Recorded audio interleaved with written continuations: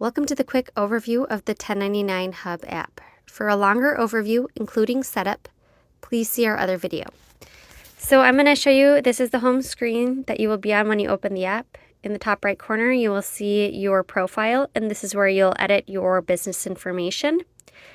The bottom left corner, you'll see a Shifts tab, and so if you need to navigate to a different month, you can click there and select that.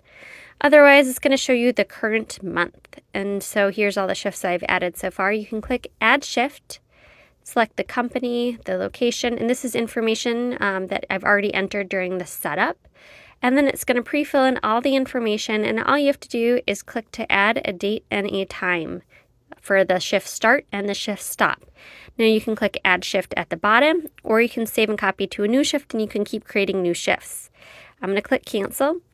I'm going to navigate to the Mileage tab at the bottom here. You will see any future shifts will be grayed out. So these are shifts that I have not completed that have 2 trips to work and back, and so those are grayed out because they have not been completed, versus shifts that I have completed are here.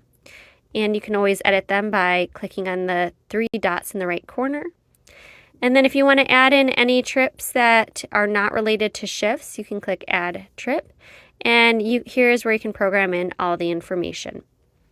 At the bottom, you can click to navigate to invoices.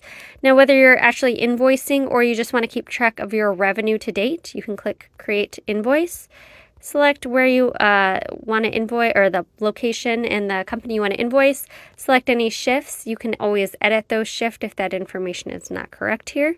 You can click Continue. Here's where you can add any line items, and then click Create Invoice. Now you can choose to download, save as draft, delete. I'm going to click Send Invoice, and this will send it to the email that is on file for that company. And then you do have to give it a second, or just click in and out, and you'll see that second invoice appear.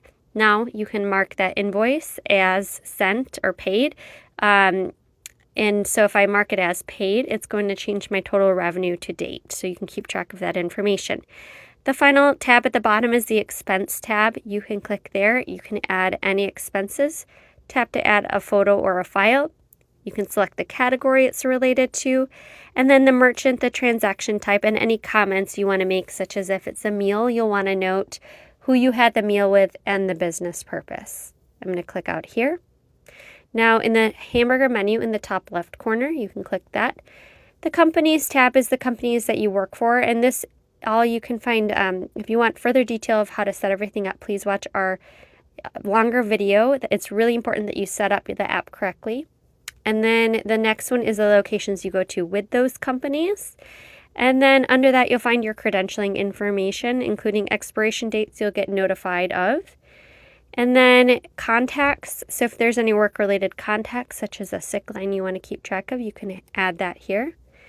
And I'm going to skip reports for a second. Right here is contracts. So this is where you can add any contracts you have with any companies and any information you want to make note of. The final tab I'm going to show you is the Notes tab. And so any hospital or any location that you go to is going to show up here.